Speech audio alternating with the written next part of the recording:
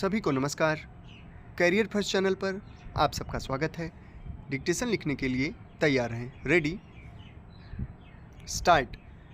माननीय सभापति महोदय, उन्होंने साफ कह दिया कि अगर सामूहिक खेती होती है तो इसमें भी मुझे कोई आपत्ति नहीं है।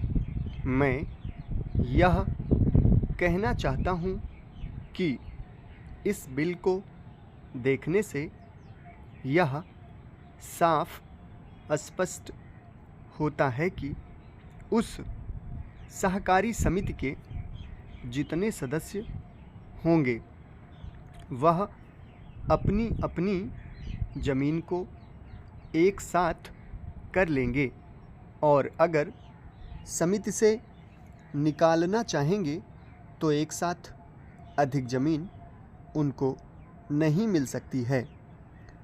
इस बिल के संबंध में इस सदन के सरकारी दल वाले लोगों ने और विरोधी दल के लोगों ने बहुत सी बातें कही हैं।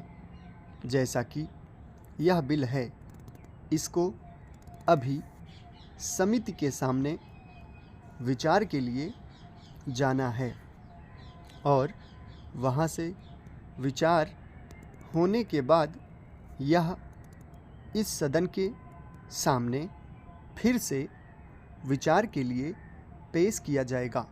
तब माननीय सदस्यों को पूरी तरह से यह अधिकार होगा कि जहाँ तक इसमें दी गई बातों का संबंध है उसमें परिवर्तन ला सकते हैं या उसको हटा सकते हैं।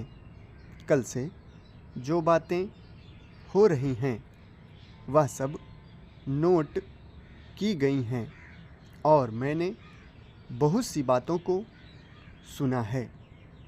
इस समिति में उन सब बातों पर विचार किया जाएगा। बहुत से माननीय सदस्यों ने इस तरह की बातें कही हैं, वह बहुत आवश्यक मालूम हुई हैं और जैसा कि मैंने कहा है उन पर विचार किया जाएगा। जहाँ तक सहकारिता का संबंध है, चाहे सरकारी दल वाले माननीय सदस्य हों, चाहे विरोधी दल वाले माननीय सदस्य हों, सबकी यह मांग है कि जब हम जनता के राज में विश्वास करते हैं और अपने यहाँ जनता का राज स्थापित कर लिया है और जबकि देश में गरीबी है और उसका गलत लाभ भी उठाया जाता है, तब सहकारिता की बहुत आवश्यकता है। इसको रोकने की आवश्यकता है। यह सभी लोगों की राय है। जहाँ तक इस सहकारी बिल का संबंध है, बहुत से माननीय सदस्यों ने बहुत सी बातें इसके संबंध में कही हैं। मैं सब बातों का विवरण में तो उत्तर नहीं दे सकता हूँ, लेकिन मैं थोड़े में विशेष बातों का उत्तर देने का प्रयत्न करूँगा। जैसा मैंने अभी कहा, जब हमने अपने यहाँ जनता का राज स्थापित किया है तो हमें अपने समाज के ढांचे को बदलना पड़ेगा। हमारे यहाँ गरीबी और अमीरी चली आती है।